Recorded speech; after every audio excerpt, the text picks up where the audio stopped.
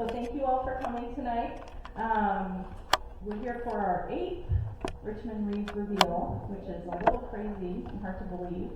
If you don't know me, I'm Samantha Stryker. I think I know everybody here. I'm the library director, but also the Richmond Reads coordinator. And first tonight, I'd like to acknowledge our committee. Several of them are here tonight helping out. So Sue Briggs, Leslie DeLuce, Cindy Hagelberger, Jen Reardon, and Rita Nantresco. They all work very hard for this program, and I'm very grateful. I'd also like to thank our book-selling partner, our Author's Note. So this year, you'll be able to buy the book directly from Author's Note. You can buy it at the library still, but it's through them. Or at their store in Medina or online, lots of options. Our refreshments tonight were made by Rise and Bloom in Perry, New York, so please feel free to enjoy more treats. So this program, as you might know, is made possible by our friends at the library. If you haven't joined the Friends, there are not membership forms on the back table because I forgot them. But we can get some, and I encourage you to consider it. They support so many of our programs here, and we're so very grateful to them. If you didn't enter for the door prize, you should also do that because we're going to draw 2 copies of the book at the conclusion of our program. So this year was a little interesting. Our committee members always read. Anything they read is always kind of with this program in mind. We start seriously turning our minds to the next year's selection pretty much as soon as the last year's author visit's done. I think we read more than a dozen books this year. It was a big reading year for us. We had a few little stumbling blocks along the way, but we're very excited about this year's pick. So when I read this year's selection, I had a very good feeling that this was our book. I encouraged, they might say I pressured the committee to read it. Some of them had already read it and agreed with me.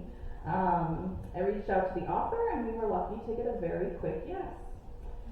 So we all resonated with this book, both through our own lived experiences and the resilience, humor, and sheer moxie of the main characters.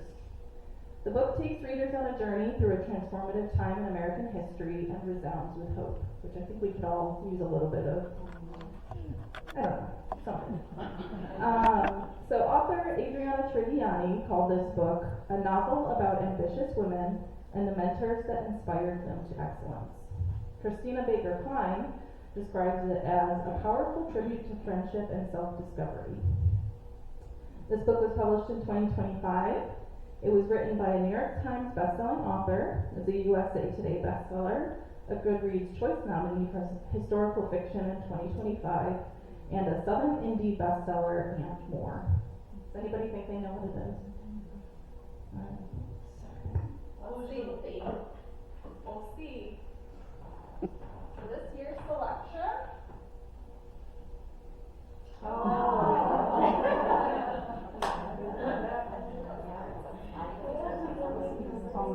Did anybody guess it? I was just curious. I knew it. Yeah, we read it in our book. So I am going to next let the author herself tell you a little bit about the book. She's not here.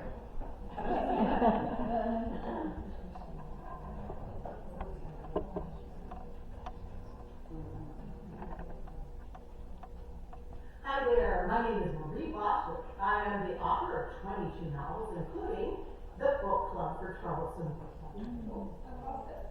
I am so thrilled to be able to join you in Batavia, New York in the fall as part of the Richmond Reads Community Reads program. And I am thrilled today to introduce you to my new novel. So let me tell you a little bit about it. It is the story of 4 quietly unhappy suburban housewives who live in a fictional suburb in Northern Virginia called Concordia. Like everything in Concordia, on the outside their lives look perfect and enviable and as though they had it all together. But do they really? Well, things start to unfold when Margaret decides to form an impromptu book club. Now, let me tell you a little bit about Margaret and the other characters. She is a 33-year-old housewife, a mother of 3, who appears to have it all together, but she is hiding some secrets.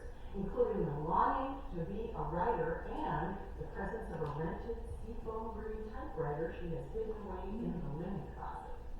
Also among the cast of characters is Charlotte. Charlotte is about 41 years old. She is a Manhattan socialite who has been transported sort of against her will to the suburbs and wondering what she is doing there.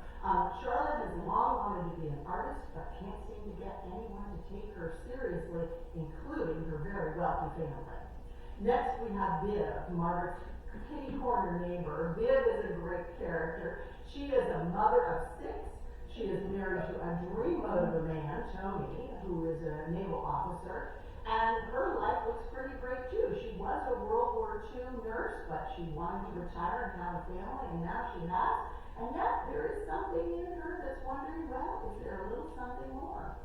We also have Bitsy. Bitsy is 23, the youngest of the group. She is beautiful. She is brilliant. She wanted to become a veterinarian, but academia threw roadblocks in her way, and so she has done what many women did at the time, what seems like the next best thing. She has married a veterinarian. But that partnership isn't working out quite the way she had hoped. So these women come together in Margaret's book club, and the first book that they are going to read of many books is Betty Friedan's 1963 blockbuster, The Feminine Mystique. It is going to be a spark that will light a revolutionary fire in their lives, but it's not just this book. It is the many books that these women read together and the sisterhood they form that is going to create for them the background for what will be the most revolutionary, tumultuous, and exciting year of their lives. And speaking of excited, I am looking forward to seeing you in the fall. Thank you so much to the library for bringing me there. See you soon.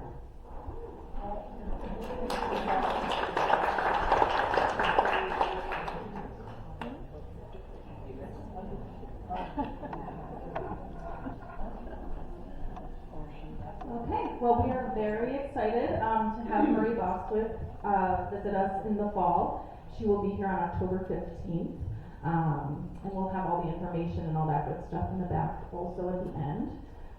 So, Marie Bostwick is the New York Times and USA Today best-selling author of more than 20 works of uplifting contemporary and historical fiction.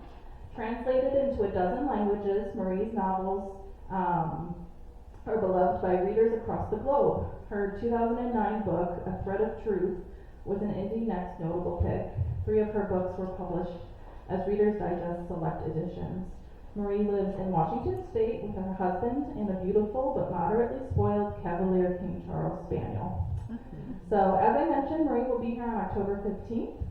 We'll share more information about that and other programs as we get closer. If you'd like to purchase a copy, you can visit Author's Note at the table out here. They will have books, copies of this book as well as 3 other titles by Marie available for purchase.